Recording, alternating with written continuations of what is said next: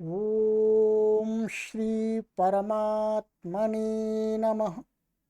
ओम श्री गुरुभ्यो नमः। ओम श्री ऋषिभ्यो नमः। ओम सहना भवतु सहनौ भुनक्तु सह वीर्यं करवावहै तेजस्विनावधीतमस्तु मा विद्विषावहै। ओम शांति शांति शांति। सभी को सादर नमस्ते। सनातन वैदिक धर्म यूट्यूब चैनल में आप सभी धर्म प्रेमी सज्जनों, माताओं, बहनों एवं भाइयों का हार्दिक अभिनंदन है। मित्रों, सनातन वैदिक धर्म यूट्यूब चैनल पर हम पढ़ रहे हैं वर्तमान में आर्योदेश रत्नमाला। ये छोटी सी पुस्तक है, बहुत ही सुंदर पुस्तक है ये, ठीक है। इसके अंदर महर्षि दयानंद सरस्वती जी ने 100 शब्दों के वास्तविक अर्थों को बताया, ठीक है। तो अभी तक हमने आपको इसमें से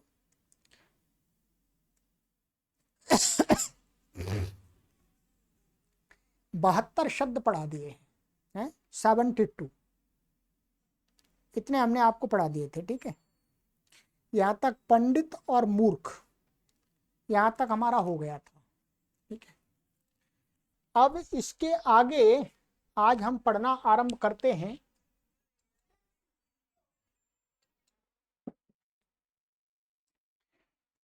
तो चलिएगा आगे पढ़ेंगे।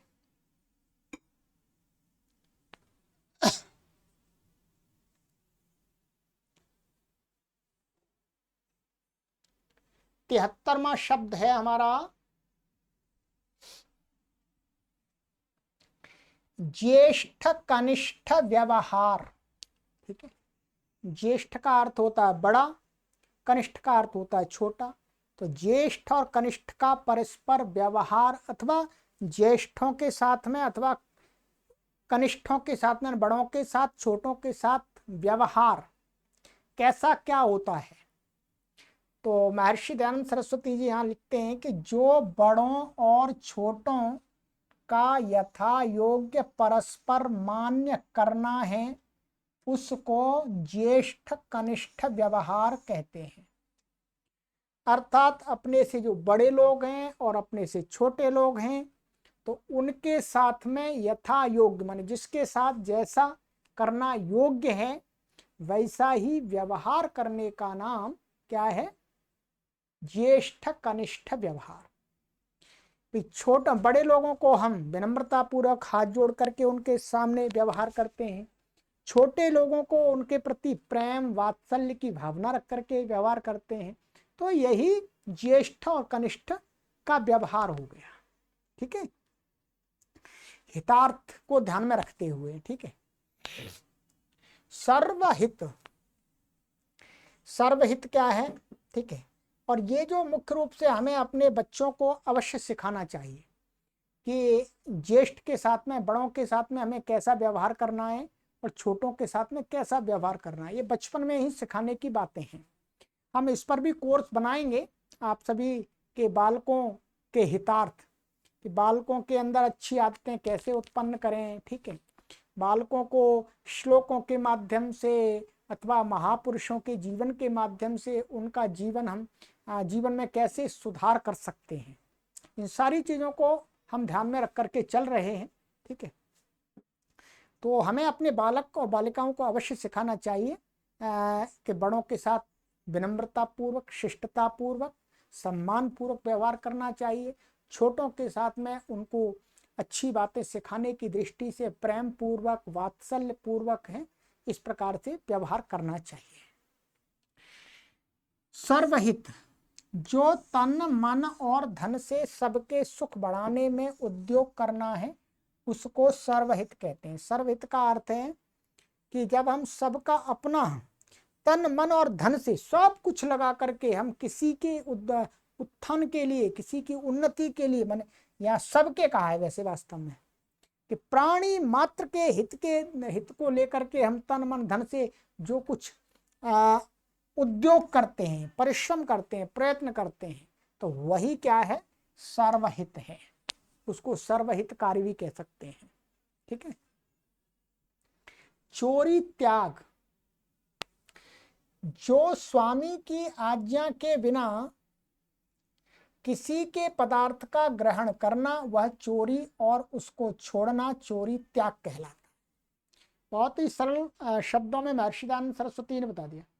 चोरी का त्याग क्या है, देखिएगा, जिस वस्तु का जो स्वामी है, मालिक है, उसकी बिना आज्ञा के ही, माने बिना उसकी जानकारी के, बिना उसको पूछे हम उसकी वस्तु को ले लें तो ये क्या मानी जाएगी, चोरी। और उस चोरी को छोड़ना अर्थात जिसकी जो वस्तु है यदि हम लेना चाहते हैं तो उसकी आज्ञा लें, पहले उसको पूछें क्या हम ले सकते हैं, तो यही क्या है, चोरी का त्याग। यही चोरी त्याग शब्द का अर्थ है। 76वां है हमारा व्यभिचार त्याग। ठीक है, व्यभिचार त्याग क्या होता है, जो अपनी स्त्री के बिना दूसरी स्त्री के साथ गमन करना और अपनी स्त्री को भी ऋतु काल के बिना वीर्य दान देना तथा अपनी स्त्री के साथ भी वीर्य का अत्यंत नाश करना और युवावस्था के बिना विवाह का करना, यह सब व्यभिचार कहलाता है। उसको छोड़ देने का नाम व्यभिचार त्याग है। व्यभिचार के अंदर यहाँ पर महर्षि दयानंद सरस्वती जी ने कई बातों को, विशेषों को एकत्रित कर दिया है। बहुत अच्छी बात है। अर्थात व्यभिचार का त्याग से मनुष्य की सार्वभौमिक उन्नति होती है। प्राय करके समाज में जो व्यभिचार शब्द का अर्थ लिया जाता है कि इधर उधर अन्य, माने अपनी स्त्री, माने जो अपनी वाइफ है उसको छोड़ करके, अथवा अपने पति को छोड़ करके कोई स्त्री, अथवा अपनी पत्नी को छोड़ करके कोई पुरुष है, वो अन्य स्त्री पुरुषों के साथ में मेल मिलाप करता है, शारीरिक संबंध बनाता है, उसको व्यभिचार कहा जाता है समाज में। पर महर्षि दयानंद सरस्वती जी ने इसको तो रखा ही, व्यभिचार के अंदर इसको तो रखा कि एक पुरुष अपनी स्त्री को छोड़ करके अन्य स्त्रियों के साथ में मेल मिलाप करता है, समागम करता है, शारीरिक संबंध बनाता है, अथवा एक स्त्री अपने पति को छोड़ करके,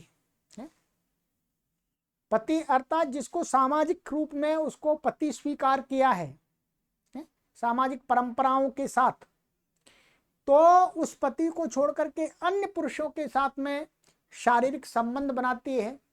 ठीक है, तो वो व्यभिचार के अंतर्गत आता है।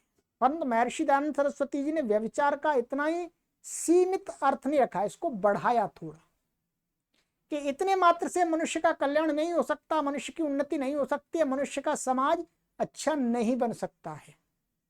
व्यभिचार में और भी चीजों को जोड़ लेना चाहिए। क्या कहा कि जो अपनी स्त्री के बिना दूसरी स्त्री के साथ गमन करना, अपनी स्त्री, और अच्छा इतना हो गया, यहाँ स्त्री से स्त्री पुरुष को लिया, पुरुष से स्त्री को ले, स्त्री को भी लेंगे, इसी प्रकार स्त्री भी का व्यभिचार माना जाएगा यदि स्त्री किसी दूसरे पुरुष के साथ में संबंध करती है तो। और कहते हैं अपनी स्त्री को, अब दूसरा लक्षण दे रहे हैं, अपनी जो उसकी स्त्री है उसको भी ऋतु काल के बिना वीरदान देना। अर्थात जब टाइम पीरियड आता है तब, मतलब जब संतान उत्पत्ति के लिए, ठीक है, संतान उत्पत्ति के लिए जो शारीरिक संबंध बनाए तो, और कहते हैं कि यदि उसके अलावा यदि वैसे ही वीरदान माने शारीरिक संबंध बनाता है, वीर को नष्ट करता है, तो ये किसके अंतर्गत आएगा? व्यभिचार के अंतर्गत। तथा अपनी स्त्री के साथ भी वीर्य का अत्यंत नाश करता है अथवा अधिक सेक्स करता है। जैसा कि आजकल डॉक्टर लोग अज्ञानी ऐसे हैं कि वो लोगों को ऐसा बढ़ावा देते हैं कि भाई खूब सेक्स करो, कोई परेशानी नहीं है। सेक्स से शारीरिक दुर्बलता नहीं आती है, उनका ये मानना है। ठीक है, परंतु स्वयं नहीं करते वो, ये ध्यान रखेंगे। दूसरे लोगों को बहकाते हैं।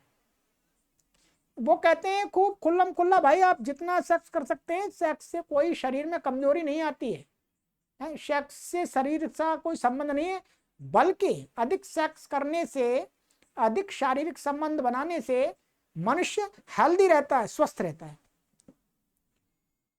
परंतु इस चीज को वो अपने ऊपर लागू नहीं करते, स्वयं तो नियंत्रण में रह करके शारीरिक संबंध बनाते हैं। तो महर्षि दयानंद सरस्वती जी, और ये आप स्वयं देख सकते हैं, यदि हम मैरिड हैं अथवा अनमैरिड हैं, हम अपने से भिन्न अपोजिट लिंग के साथ में संबंध बनाते हैं, अधिक बनाएंगे तो हमारे शरीर में कमजोरी आ जाती है। ठीक, कमजोरी आएगी, जितना हमारा वीर अधिक नष्ट होगा उतना ही हमारा शरीर दुर्बल होगा। ठीक, हाँ, एक सीमित रह करके यदि हम शारीरिक संबंध बनाते हैं तो उतनी कमजोरी नहीं आती। ठीक है, तो ये कह रहे हैं कि कोई व्यक्ति यदि अपनी स्त्री के साथ भी, तो भाई वो कहे कि भाई ये तो मेरी धर्म पत्नी है, ये तो सामाजिक रूप में मेरी पत्नी है, इसके साथ तो शारीरिक संबंध बनाना जायज है, अर्थात सही है। परंतु कह रहे यदि वो भी अधिक ऐसा करता है, अधिक शारीरिक संबंध बनाता है, तो भी वो व्यभिचार की श्रेणी में आएगा।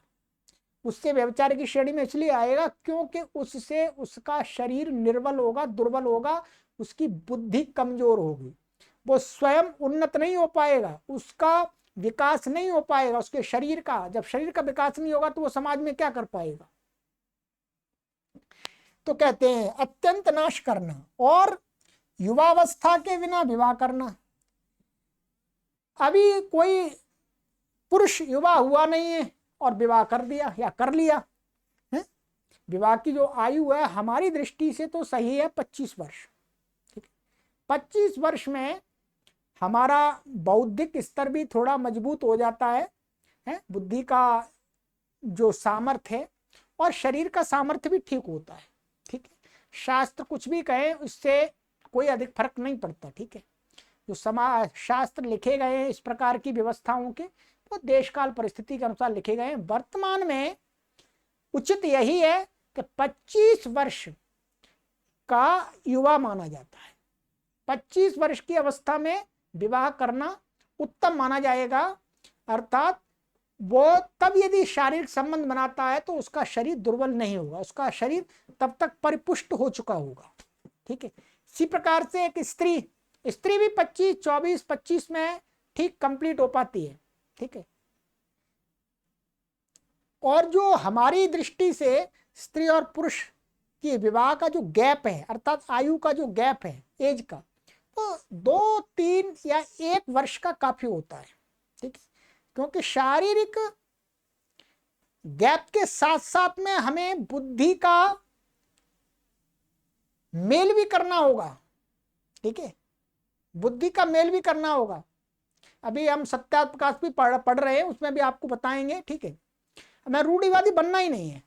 तो ये कह रहे हैं युवावस्था में बिना विवाह करना, माने युवावस्था से पहले ही विवाह करना भी क्या है? व्यभिचार है। यदि आप स्वयं अथवा आप अपने संतानों का 15 वर्ष में, 18 वर्ष में, 20 वर्ष में विवाह करते हैं तो वो व्यभिचार के अंतर्गत आता है वास्तव में, ये ध्यान रखेंगे। 20 वर्ष में या 18 वर्ष में युवा नहीं होता है, सरकार ने नियम बना दिया है, फिर भी उस समय नहीं होता। 25 वर्ष में ही ठीक से वो समर्थ हो पाता है, चाहे स्त्री हो चाहे पुरुष हो। यह सब व्यभिचार कहलाता है। यदि ये काम करता है कोई व्यक्ति तो ये व्यभिचार है वास्तव में। इससे मनुष्य की, स्वयं की और समाज की हानि होती है इस आचरण से। यह सब व्यभिचार कहलाता है। उसको छोड़ देने का ही नाम क्या है? व्यभिचार त्याग। ठीक है, तो ये व्यभिचार त्याग हो गया आपका।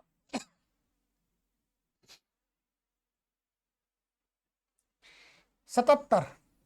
जीव का स्वरूप, जीव का स्वरूप क्या है? जो हमारी आत्मा है, शरीर में जो आत्मा आ जाती है उसको जीव बोलते हैं। तो जीव का स्वरूप क्या है? तो ये बता रहे हैं, ये महर्षि दयानंद सरस्वती जी का जो मानना है वो बता रहे हैं, जो चेतन, अल्पज्ञ, इच्छा, द्वेष, प्रयत्न, सुख दुख और ज्ञान गुण वाला तथा नित्य है वह जीव कहलाता है। जीव के अंदर एक तो उन्होंने बताया वो चेतन है। चेतन होने के कारण से क्या है, एक साथ साथ वो ज्ञानवान होता है, परंतु उसका ज्ञान पूर्ण नहीं होता, अल्पज्ञ होता है। इच्छा उसके अंदर है, द्वेष भी है, प्रयत्न भी है, सुख भी है, दुख भी है, ज्ञान गुण वाला है, बता दिया। तो नित्य है, ये कभी नष्ट नहीं होता। ये महर्षि दयानंद सरस्वती जी मानते हैं।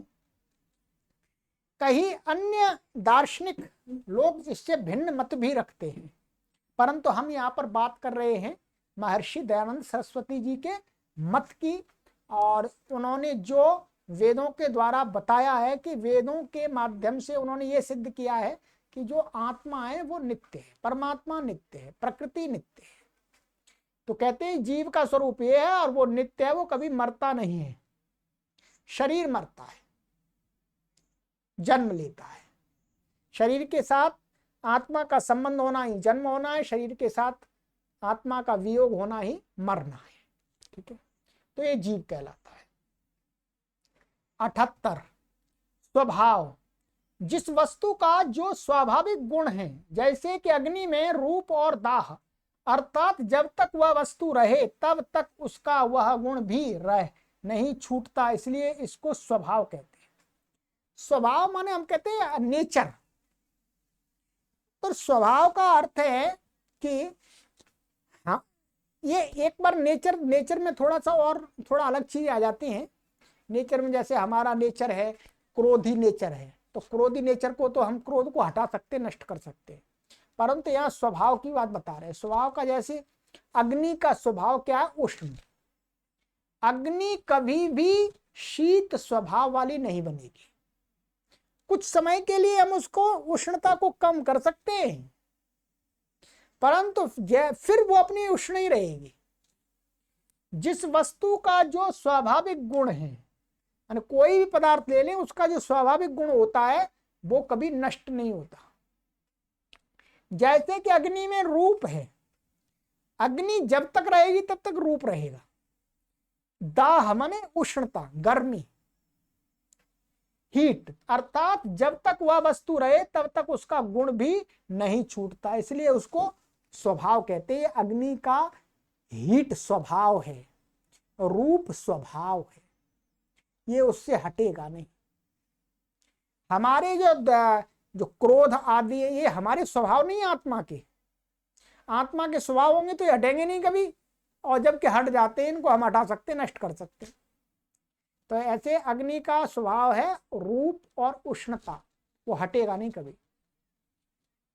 तो इस प्रकार से प्रत्येक वस्तु के स्वभाव को हम जान सकते हैं, अर्थात प्रत्येक वस्तु का स्वभाव वही होता है कि जब तक वो रहे तब तक उसके साथ में रहे। जो गुण साथ में रहते हैं वो उसके स्वभाव होते हैं। प्रलय, 79वां प्रलय, जो कार्य जगत का कारण रूप होना है, अर्थात जगत का करने वाला ईश्वर जिन जिन कारणों से सृष्टि बनाता है और अनेक कार्यों को रच के यथावत पालन करके पुनः कारण स्वरूप करके रखता है, उसका नाम प्रलय है। क्या है? जो कार्य जगत का कारण रूप में होना, जो ये कार्य जगत हमें अभी दिख रहा है, हम कार्य जगत में रह रहे हैं, इसका कारण क्या? सत्व रजस तमस प्रकृति है। अर्थात जगत का करने वाला ईश्वर जिन जिन कारणों से सृष्टि बनाता है वो क्या होते हैं? उसके कारण होते हैं। तो परमात्मा क्या है? सृष्टि बनाता है तो उसको अनेक कारण की आवश्यकता पड़ती है। वो कारण क्या है? यहाँ पर लिखा नहीं है। जगत के निर्माण के कारण है सत्व रजस तमस। सत्व रजस तमस से फिर स्थूल अवस्था होती है भूत, पृथ्वी जल वायु अग्नि आकाश, अग्नि वायु आकाश, इस प्रकार से।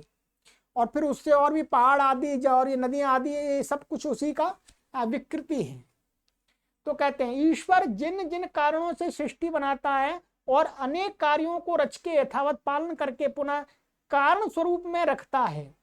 माने फिर दोबारा क्या होता है, जब प्रलय का समय आता है तो उनको जो ये सभी पदार्थ है उनको फिर सत्व स्तमस की अवस्था में पहुंचा देता है। बस सत्व स्तमस को कार्य जगत से पुनः उसी अवस्था में पहुंचाने का नाम क्या है, प्रलय। तो ये प्रलय कह दिया इन्होंने, उसका नाम प्रलय है। मायावी जो छल कपट स्वार्थ में ही प्रसन्नता, दंभ, अहंकार, शठतादि दोष हैं, इनको माया कहते हैं। जो मनुष्य इनसे युक्त हो वह मायावी कहलाता है। ठीक है, क्या मायावी व्यक्ति की परिभाषा बता रहे हैं, जो छल कपट स्वार्थ में ही प्रसन्नता, माने भाई अपना किसी का छल करने में, कपट करने, अपना स्वार्थ सिद्ध करने में प्रसन्न रहता है, ये आनंद आता है उसको, आनंद नहीं मजा आता है। दंभ करना, अहंकार, शठतादि दोष, शठता में ढीठता, इनको माया कहते हैं, इन गुणों को। और जो मनुष्य इनसे युक्त हो वो व्यक्ति क्या कहता है, मायावी, छली कपटी। आप्त 81वां, आप जो छलादि दोष रहित धर्मात्मा, विद्वान, सत्योपदेष्टा, सब पर कृपा दृष्टि से वर्तमान होकर अविद्यांधाकार का नाश करके अज्ञानी लोगों के आत्माओं में विद्या रूप सूर्य का प्रकाश सदा करे, उसको आप्त कहते हैं। ठीक है, कहते हैं आप्त पुरुष किसको कहते हैं, आप्त। तो ये कहते हैं जो छल आदि जो दोष है उनसे रहित, उनको उसके अंदर वो नहीं होते, और धर्मात्मा हो, विद्वान हो, सत्योपदेष्टा हो, सत्य का बताने वाला हो, सब पर कृपा की दृष्टि से वर्तमान हो करके, सब प्राणियों पर कृपा की दृष्टि माने उनके हित की दृष्टि, और अविद्यांधकार का नाश माने अविद्या रूपी जो अंधकार है उसका अपने अंदर से नाश करना करके अज्ञानी लोगों के आत्माओं में विद्या स्वरूप माने, अच्छा जो दूसरों के अथवा स्वयं के अंदर जो अविद्या रूपी अंधकार है, अज्ञान रूपी अंधकार, उसको नष्ट करके क्या है, ज्ञान रूपी विद्या रूपी सूर्य का प्रकाश सदा करे, हमेशा करता रहे, उसको क्या कहते हैं, आप्त पुरुष। ठीक है, चलिएगा, ये हो गया हमारा। आगे है 82वां, परीक्षा। परीक्षा क्या होती है, यही एग्जाम होता है आपका। ठीक है, जो प्रत्यक्षादि 8 प्रमाण, वेद विद्या, आत्मा की शुद्धि और सृष्टि क्रम के अनुरूप अनुकूल विचार के सत्यासत्य को ठीक ठीक निश्चय करना, उसको परीक्षा कहते हैं। ठीक है, यहाँ क्या प्रत्यक्ष आदि 8 प्रमाण दिए हैं।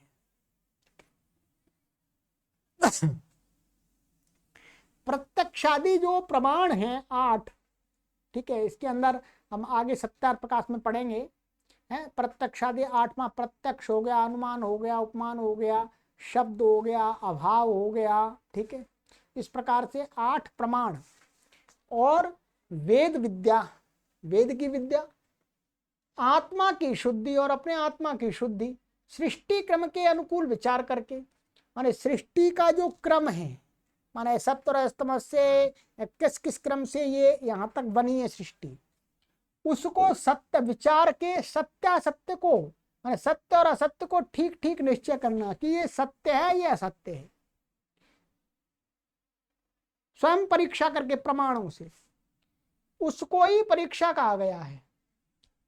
ठीक है, ईश्वर कैसा है, आत्मा कैसी है, ठीक है, और ये संसार ये जड़ है या चेतन है, ये कैसे बना है अथवा बनाई नहीं है, ऐसा ही है हमेशा से, ऐसा ही बना रहेगा, इत्यादि इन बातों को प्रमाणों से और वेद विद्या से सत्यापित करना। ठीक है, ये क्या कहलाता है, परीक्षा, एग्जाम।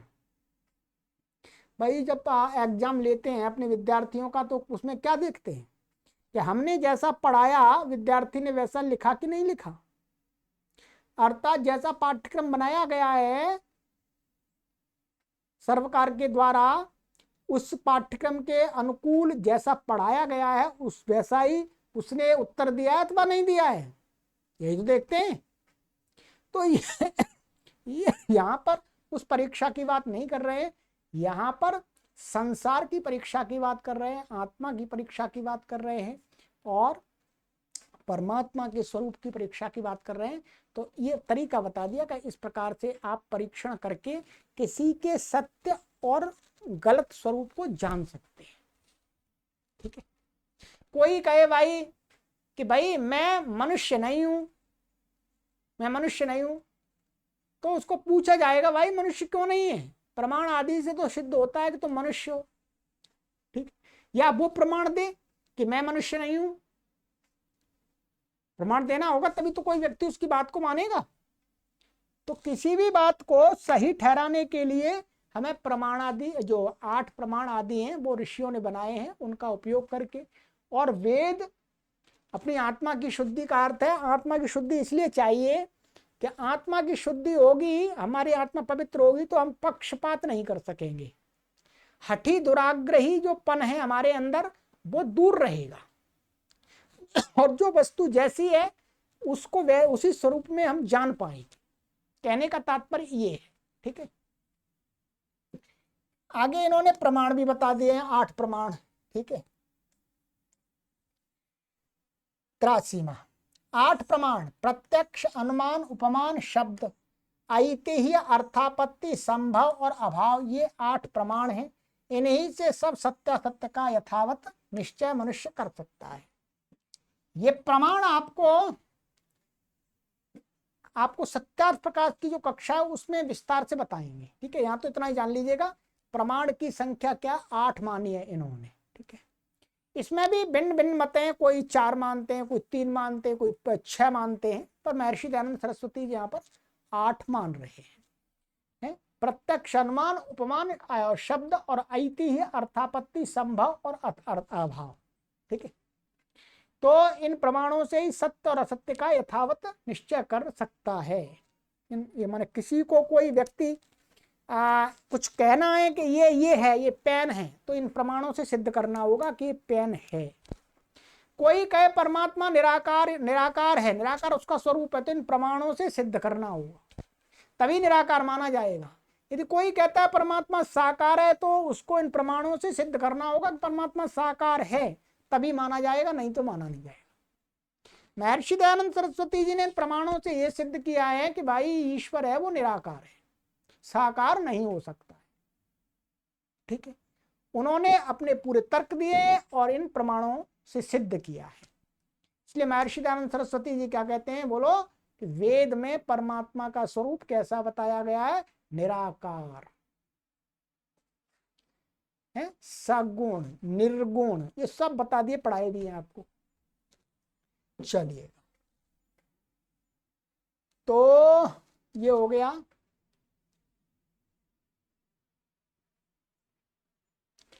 लक्षण। 84वां लक्षण किसको कहते हैं, तो कहे जिससे लक्ष्य जाना जाए, जो कि उसका स्वाभाविक गुण है, जैसे कि रूप से अग्नि जाना जाता है, इसलिए उसको लक्षण कहते हैं। क्या, जिससे लक्ष्य को पहचाना जाता है, माने जिसके द्वारा लक्ष्य को पहचाना जाएगा तो वो उसका लक्षण होगा। उदाहरण दिया है उसका, वो क्या होता है, उसका स्वाभाविक गुण। जैसे रूप से अग्नि को पहचानते हैं, अग्नि को हम अग्नि कहते हैं क्योंकि उसके अंदर रूप है, इसलिए अग्नि का रूप गुण है, वो उसका स्वाभाविक गुण है। ठीक है, तो कहते हैं और जैसे यहाँ रूप, या हम ऐसे भी कह सकते हैं यहाँ रूप की जगह उसका उष्णत्व लें। क्या, उष्णत्व, उष्णत्व गुण वास्तव में उसका अपना गुण है। या रूप ले लिया, रूप भी होता है अग्नि के अंदर, ऐसी बात नहीं है, जब तक अग्नि रहेगी तब तक रूप रहेगा। ठीक है, तो वही कहा है कि जिससे लक्ष्य को जाना जाए, जो उसका स्वाभाविक गुण। ये रूप क्या है, उसका रूप और दाह यानी गर्मी, उष्णता, हीट, ये अग्नि के उसके अपने स्वाभाविक गुण हैं। जब तक अग्नि रहेगी तब तक इनको, तो इन लक्षणों से हम अग्नि को जानते हैं। तो अग्नि क्या हुआ, लक्ष्य, और लक्षण क्या हुआ, रूप अथवा दाह माने गर्मी, उष्णता। ठीक है, तो इसलिए उसको लक्षण कहते हैं। प्रमेय 85वां,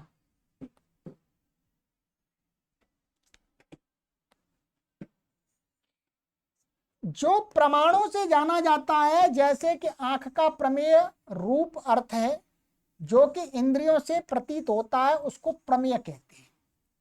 प्रमेय का अर्थ होता है कि प्रमाणों के द्वारा जो जानने योग्य होता है उसको प्रमेय कहते हैं। ठीक है, तीन शब्द हैं, प्रमाण, प्रमेय और प्रमा। ये आपको समझ में आया, सुन लीजिएगा, यहाँ लिखा तो यहाँ प्रमेय बता रहे हैं। प्रमेय जैसे, प्रमेय हम ये भी कह सकते हैं लक्ष्य। जैसे रूप आदि लक्षणों से हम प्रमाणों के साथ में अग्नि को सिद्ध करते हैं कि अग्नि है, तो अग्नि क्या हो जाएगी उसमें प्रमेय, और उसका जो लक्षण हो जाएंगे,